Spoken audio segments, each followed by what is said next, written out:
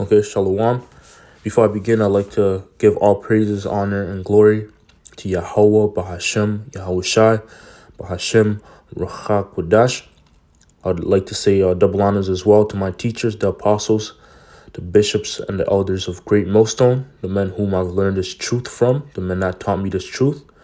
And also, as always, Shalom and salutations to the elect that's out there preaching this word in truth and sincerity.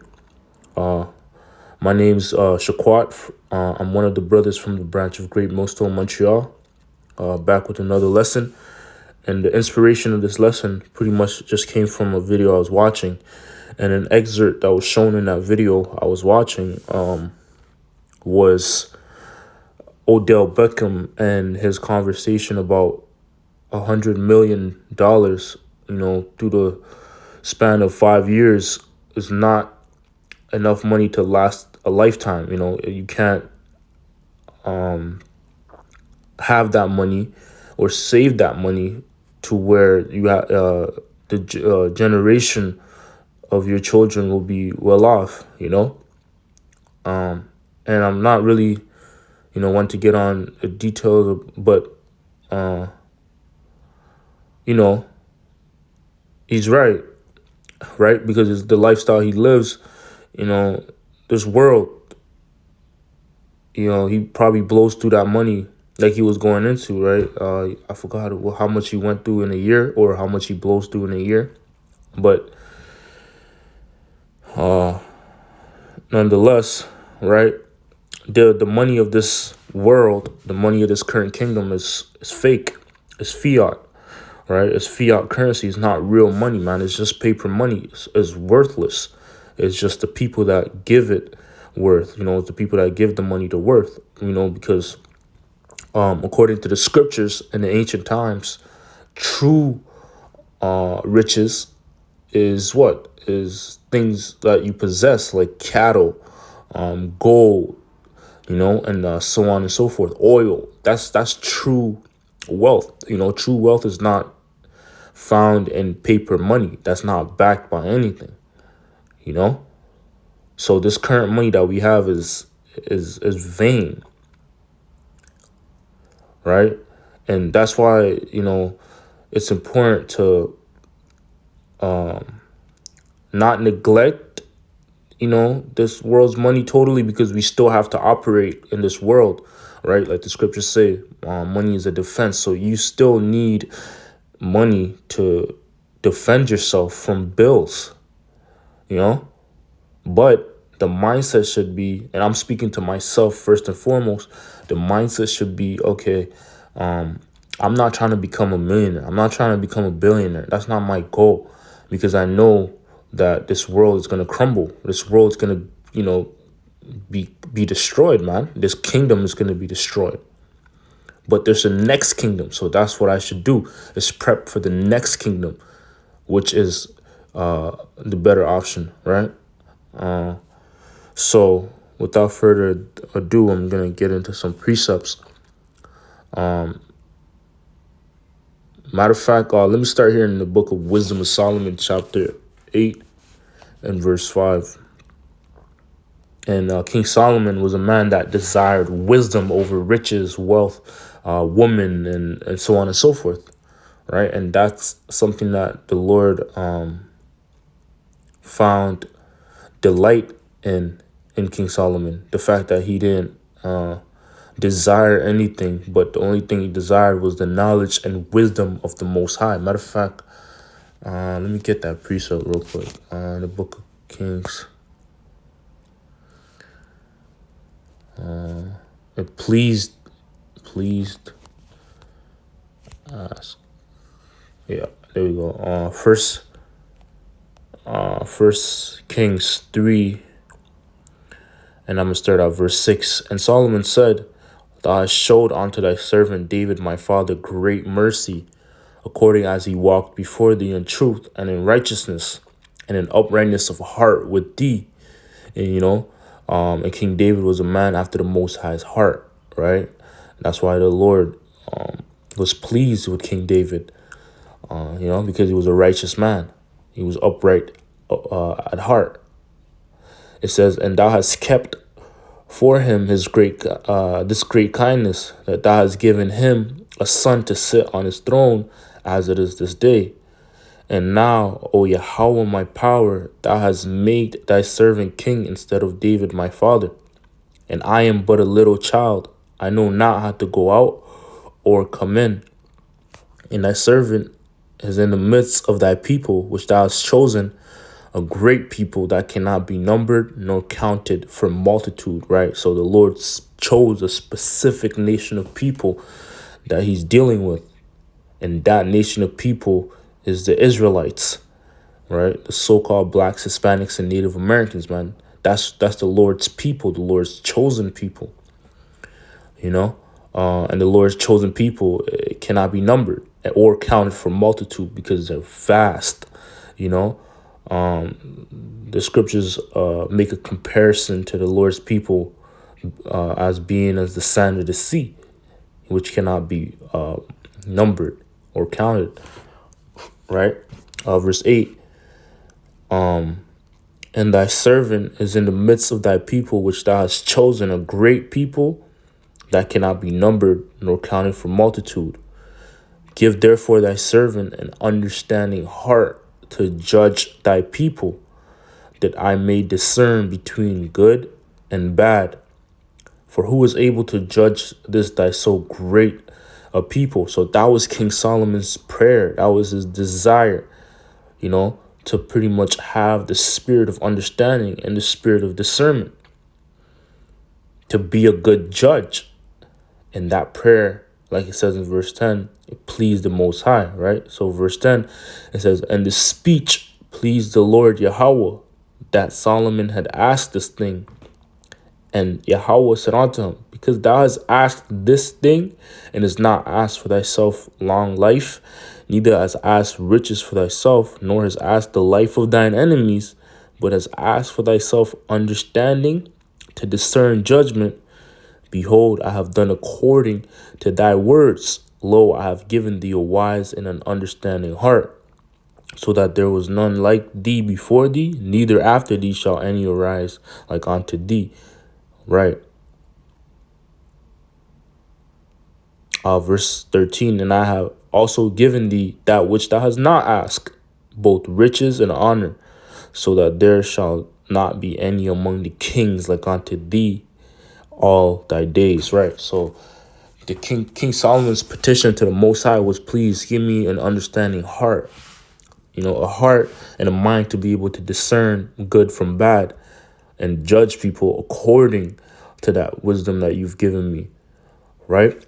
So that's what pleased Yahweh, you know, because that's more valuable. The reason why King Solomon asked that specifically, and you can read the books of Proverbs, the books of Wisdom of Solomon, he emphasizes how wisdom is greater in value than any physical thing, man.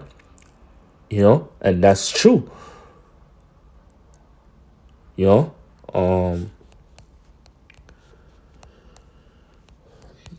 especially the wisdom, knowledge, and understanding of the scriptures. So let's get this. Wisdom of Solomon 8 and verse 5. It says, if riches be a possession to be desired in this life, what is richer than wisdom that worketh all things? And another word for wisdom as well is learning, right? Understanding and experience, right? Because when you gain experience of something, or when you learn something or anything, you know how to better handle whatever it may be. You know how to better approach it. You know how to better deal with it, right? Because you've done it before. You know the better decision to make, right? That's being a judge. You know, making the right decision. You know, and that's what we're learning now, right? We're learning to make the right decisions, man. You know, being in this world, this current world, right? Because we still, there's evil all around us, man. Even our own bodies are evil. You know, our own flesh is evil, right? But guess what? The fight comes in making the right decisions.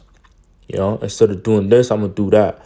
You know, yeah. Verse 6: If prudence work, who of all that are is a more cunning workman than she.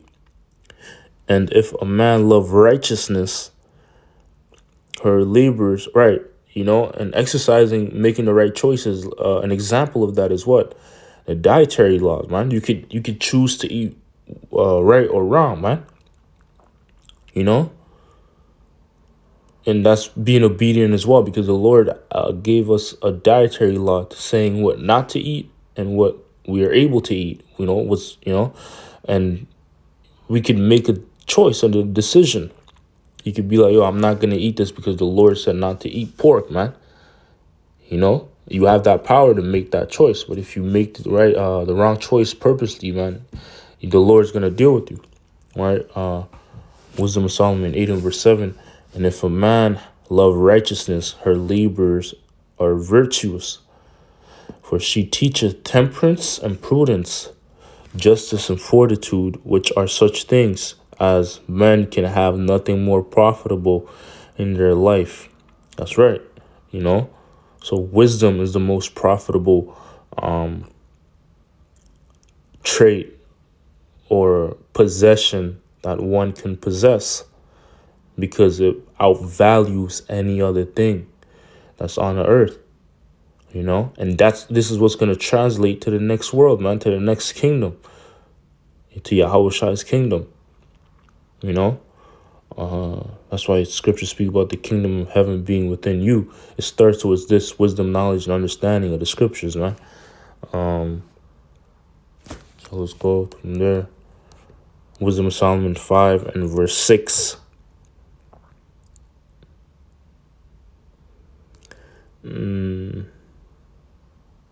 Yep. So this is going into the mindset of the elites. But guess what? Odell Beckham and any other celebrity, they're pretty much in the same position as the elite, because they joined themselves onto them. They've made contracts with them, right? And they're going to go out the same way that the rulers of this world go out, right? Wisdom of Solomon 5 verse 6. Therefore have we erred from the way of truth, and the light of righteousness hath not shined unto us, and the sun of righteousness rose not upon us. We wearied ourselves in the way of wickedness and destruction. Yea, we have gone through deserts where there lay no way. But as for the way of the Lord Yahweh, we have not known it, right? And that's also could tie to the celebrities that joined themselves onto Esau, right? They chose not to know the way of the Lord. They chose to know the way of what? Esau, the wicked. Verse 8, what hath pride profited us, or what hath riches with our vaunting brought us? All those things are passed away like a shadow, and as a post that hastened by, and as a ship that passeth over the waves of the water, which when it is gone by, the trace thereof cannot be found, neither the path of the Nile in the waves. Right, so that's what's gonna happen, to the rulers of this world, to the elites. Right, everything that they put their hands to on this earth is just gonna vanish away, and like their money, man, especially their money and all their works. Right, the scriptures speak about, and the works that are therein shall be dissolved, man. And that's also going to be the case for each and every individual that joined themselves onto the rulers of this world, man. So let's go from there to the book of Proverbs 21 and verse 20. It says, there is treasure to be desired, and oil in the dwelling of the wise, but a foolish man spendeth it up. Right. And yeah, Odell Beckham is pretty much a fool. He's a man that's not wise. Why? Because something that he mentioned in that excerpt interview that he did was how much he spent, right? How much he blows through money in a year, right?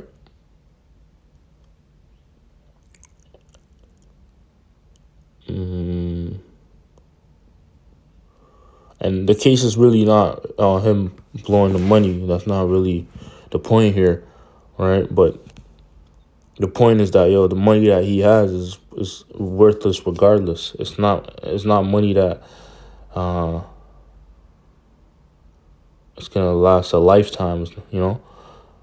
Wisdom lasts a lifetime. That's the point I'm trying to make in this lesson. Verse 21, he that followeth after righteousness and mercy findeth life, righteousness and honor, right? So that's more important. Righteousness, man, and wisdom, knowledge, and understanding of the scriptures. That's where righteousness is found.